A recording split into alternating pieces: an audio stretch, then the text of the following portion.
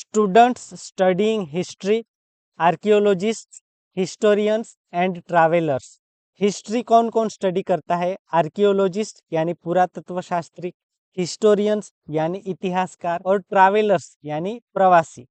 History means information given by archaeologist about past of human society on the basis of research. History में mainly हमें वो information मिलती है जो कि आर्कियोलॉजिस्ट, पुरातत्व शास्त्रियों के द्वारा दी गई होती है। अपनी रिसर्च करते हैं, उसके बेसिस पे जो इंफॉर्मेशन देते हैं about past of human society, वो हम हिस्ट्री में पढ़ते हैं। They go to ancient places and dig out the houses, bricks, stones, implements, sample of food, bones of men and animals etc, and study them and make us aware about culture of men of that time। Archaeologist काफ़ी जगह पुरानी places पे जाते हैं और वो वहाँ पर डिग करते हैं, यानी खुदाई करते हैं ओल्ड प्लेसेस पे, जहाँ से उनको कुछ चीज़ें मिल सकती हैं या कुछ प्लेसेस मिल सकते हैं। They dig out the houses, houses मिलते हैं कई बार। ब्रिक्स, स्टोन्स, ब्रिक्स यानी ईंट, स्टोन्स यानी पत्थर, इम्प्लीमेंट्स जो कि औजार होते हैं, एग्रीकल्चर में जो यूज होते हो या हंटिंग के टाइम पे जो भी औजार यूज होते हैं उन्हें हम इम्प्लीमेंट्स कह सकते हैं। सैंपल ऑफ फूड, लोग उस टाइम पे खाना कौन सा खाते थे या अगर एग्रीकल्चर करते थे उसके कुछ सैंपल मिल जाते हैं तो सैंपल ऑफ फूड के तौर पे उसे कलेक्ट कर लिया जाता है। Bones of mens and animals, यहाँ पर हम एनिमल्स के बोन्स देख सकते हैं, तो अगर हमें कहीं पर इंसान के बोन्स भी मिलते हैं तो वो सब ये लोग कलेक्ट करते हैं आर्कियोलॉजिस्ट, और उसे स्टडी करते हैं, और जो भी रिजल्ट आता है, जो भी इंफॉर्मेशन मिलती है, वो इंफॉर्मेशन हमें हिस्ट्री के तौर पे प्रोवाइड करके हमें अवेयर करते हैं। तो इस तरह से हिस्ट्री में कंट्रीब्यूट करते हैं archaeologist. Man has been wandering from one place to another since ancient times. इंसान हमेशा से, पुराने समय से एक जगह से दूसरी जगह पे घूमता रहा है। वॉन्डर करना यानी एक जगह से दूसरी जगह घूमते रहना। और पहले तो वैसे भी इंसान की लाइफ हंटरर एंड गैदरर के तौर पे थी, तो हंटिंग करते हुए वो एक जगह से दूसरी जगह जाता, या फिर वैसे भी उसकी सेटल्ड लाइफ नहीं थी उस टाइम पे, तो वो एक जगह से दूसरी जगह मूव करते रहते थे। Many travellers have visited other countries to note life of people there. उसके बाद लोगों ने ट्रैवल करना शुरू किया एक जगह से दूसरी जगह, फिर एक कंट्री से दूसरी कंट्री भी। तो काफी सारे ट्रैवलर्स ने एक कंट्री से दूसरी कंट्री को विजिट किया। वो विजिट करते थे दूसरी कंट्री को ताकि वो वहाँ पर लोगों की लाइफस्टाइल को स्टडी कर पाए, वो देख पाए और उसके बारे में कुछ लिख पाए। From the travel details of such travellers we get information about history and culture of a country. और ऐसे जो ट्रैवलर्स थे जो कि दूसरी कंट्री में जाके उस कंट्री के बारे में उस टाइम पे लिखते थे, अगर उनके नोट्स हमें आज मिलते हैं तो उन नोट्स के बेसिस पे हम उस टाइम के कल्चर के बारे में, हिस्ट्री के बारे में आज जान सकते हैं। इंडिया में भी ऐसे कुछ ट्रैवलर्स आए थे। It includes travellers like Megasthenes, Pliny, Fahien, Hiuen Tsang. और इंडिया में जो ट्रैवलर्स आए थे उनके नेम्स यहाँ पर दिए गए हैं। Megasthenes, Megasthenes was a Greek traveller. Sikandar की डेथ के बाद, एलेक्जेंडर द ग्रेट, उनकी डेथ के बाद सेल्यूकस के पास था अफगानिस्तान साइड का रीजन। चंद्रगुप्त मौर्य और सेल्यूकस के बीच लड़ाई हो जाती है और वॉर में चंद्रगुप्त मौर्य के द्वारा डिफीट कर दिया जाता है सेल्यूकस को। उसके बाद सेल्यूकस ने भेजा था मेगस्थनीस को एज ए एम्बेसडर, राजदूत के तौर पर चंद्रगुप्त मौर्य के पास। और उसी के बाद चंद्रगुप्त मौर्य की शादी होती है सेल्यूकस की बेटी हेलेना के साथ।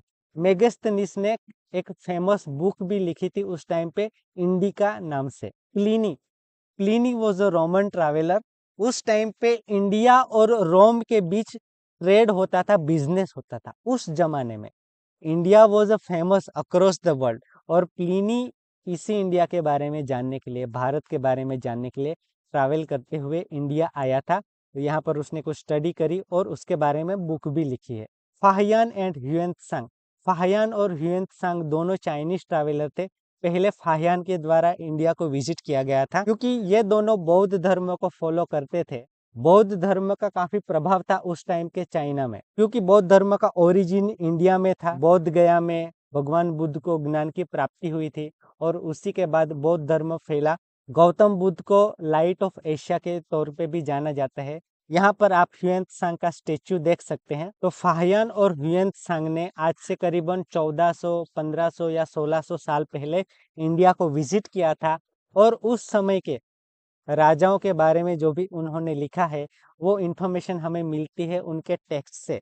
फाहियान ने विजिट किया था चंद्रगुप्त द्वितीय के टाइम पे और ह्यूएन त्सांग ने विजिट किया था हर्षवर्धन के टाइम पे। और उस टाइम के जो भी कल्चर था, जो भी रिलीजन लोग फॉलो करते थे, बुद्धिज्म और हिंदुइज्म, और राजाओं का शासन कैसा था, लोगों का जीवन कैसा था, वो सब इंफॉर्मेशन हमें इन ट्रैवलर्स के नोट्स से मिलती है। The researches of archaeologists and historians give us glimpses of great civilization which flourished in the northwest region on the banks of river Indus. In India, many cities existed more than 4,500 years ago. In the same way, it can also be known that many cities developed on the banks of river Ganga and nearby area about 2,500 years ago. Archaeologists और historians के द्वारा जो भी researches किए गए हैं उसके basis पे हमें पता चलता है कि इंडिया में एंशियंट टाइम में दो जगह पे ग्रेट सिविलाइजेशन फ्लोरिश्ड हुई थी, डेवलप हुई थी।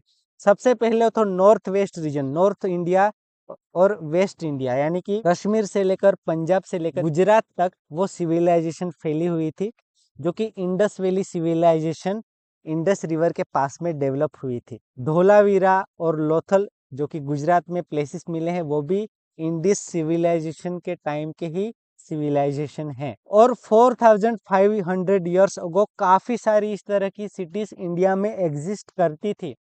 और जिस तरह से इंडस रिवर के पास में इंडस वैली सिविलाइजेशन डेवलप हुई, उसी तरह से गंगा रिवर के पास में भी 2500 इयर्स अगो सिटीज डेवलप हुई, सिविलाइजेशन डेवलप हुई। जैसे कि वाराणसी जो शहर है जो कि गंगा नदी के पास में बसा हुआ है, it is one of the oldest cities in the world, या इंडिया की वो सबसे पुरानी सिटी है। It is the oldest city of India. All these tools give us information about customs, food, attire, technology, and culture of people of that time. By exploring many cities and villages, they have given us information regarding cotton, barley, wheat. Besides this, they have also given us information about animals of that time. ये जो सारे tools हैं जिनके बारे में हमने बात करी, इम्प्लीमेंट्स हो गए, टेक्स्ट हो गए, और जो ट्रैवलर्स, हिस्टोरियंस, आर्कियोलॉजिस्ट, इन सब से हमें इंफॉर्मेशन मिलती है about customs, food, attire, technology of that time. Customs यानी कि रीति रिवाज उस टाइम पे लोगों के कैसे थे, फूड खाना क्या खाते थे, और अटायर, अटायर यानी कि जो पहनावा होता है लोगों का, लोग कैसे कपड़े पहनते थे, ड्रेसिंग स्टाइल उनका कैसा था। टेक्नोलॉजी, जो भी साइंस एंड टेक्नोलॉजी में उस टाइम पे एडवांसमेंट हुई थी उसके बारे में हमें इंफॉर्मेशन मिलती है। Culture of people that time, लोग कौन सा रिलीजन फॉलो करते थे, कैसे फेस्टिवल सेलिब्रेट करते थे, किस तरह से सोसाइटी में आपस में मिलजुल कर रहते थे, वो सब हमें जानने को मिलता है। Bye exploring many cities and villages, they have given us information regarding cotton, barley, wheat. Archaeologist, travellers, historian से काफी सारे पुराने विलेजेस में गए, पुराने सिटीज में उन्होंने विजिट किया, और वहां पर जाकर उन्होंने स्टडी करने के बाद हमें बताया कुछ चीज़ों के बारे में कि उस टाइम पे एग्जिस्ट करती थी, यूज़ की जाती थी, जैसे कि कॉटन हो गया, बार्ली यानी कि जौ, wheat. Besides this they have also given us information about animals of that time. जिस तरह से उन्होंने कॉटन, बार्ली और वीट की फार्मिंग के बारे में बताया, आप यहाँ पर देख सकते हैं उनका कल्चर और ट्रेडिशन कैसा था, उनके पहनावे कैसे थे, कौन कौन सी चीज़ें वो यूज़ करते थे, कैसे टेक्नोलॉजिकल एडवांसमेंट हुई, उसके बाद वो किस तरह से फार्मिंग करते थे इस तरह से जंगलों में, उसका भी हम एक आइडिया ले सकते हैं। उसके अलावा उन्होंने एनिमल्स के बारे में भी इंफॉर्मेशन दी है, कौन कौन से एनिमल्स थे उस टाइम पे, और जो भी एनिमल्स लोगों के द्वारा पाले जाते थे, रखे जाते थे। Archaeologist are the scholars who study about past. They categorise the tools found, do researches, collect data from manuscripts, documents, archives, and then scribe them in a rigorous way. Archaeologists and historians bring past to life. Archaeologist वो scholars, वो विद्वान होते हैं जो कि past के बारे में स्टडी करते हैं। आप यहाँ पर देख सकते हैं आर्कियोलॉजिस्ट किस तरह से इस तरह के टूल्स लेकर पुरानी एंशियंट साइट्स पे जाते हैं, वहाँ पर वो प्लेसेस क्लीन करके वहाँ पर वो स्टडीज करते हैं, और जो भी टूल्स, जो भी इम्प्लीमेंट्स वगैरह, औजार वगैरह उनको वहाँ से मिलते हैं, उन पे वो रिसर्चेस करते हैं। डेटा जो भी कलेक्ट करते हैं मैन्युस्क्रिप्ट से, डॉक्यूमेंट से, आर्काइव से, उनको वो फिर प्रॉपरली कलेक्ट करके वो डेटा लिखते हैं। और इस तरह से पास्ट के बारे में खुद इंफॉर्मेशन कलेक्ट करके लोगों को प्रोवाइड करके जब हम वो पढ़ते हैं तो हमें ऐसा लगता है जैसे कि the archaeologist and historians bring past to life, कि जैसे कि पास्ट जो अतीत होता है हमारा, वो आज हमारे सामने जिंदा हो जाता है।